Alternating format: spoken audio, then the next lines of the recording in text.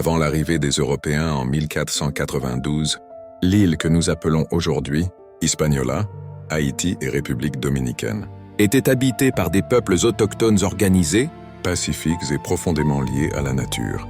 Ces populations vivaient sur l'île depuis plusieurs siècles et avaient développé une société structurée bien avant Christophe Colomb.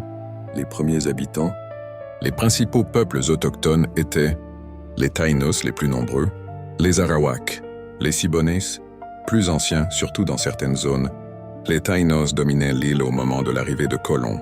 Ils appelèrent leur terre Haïti, Quisqueya ou Boyo, des noms qui signifiaient terre montagneuse ou terre riche et fertile.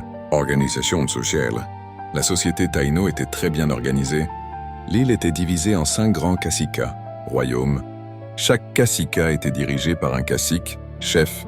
Les décisions importantes se prenaient de manière collective. Les 5 caciques principaux étaient Kaonabo, Guacanagarix, Boechio, Beechio et Anacaona, figures féminines très respectées. Mode de vie.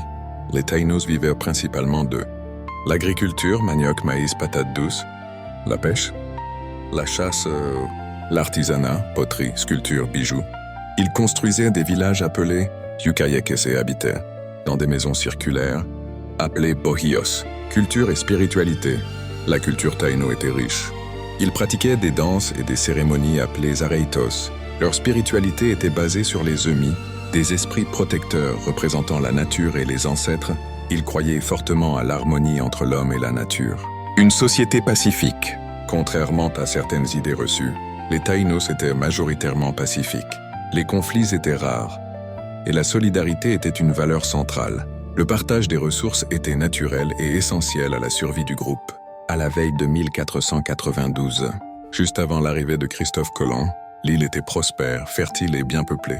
Rien ne laissait présager que l'année 1492 marquerait le début d'une des plus grandes tragédies de l'histoire des peuples autochtones des Caraïbes.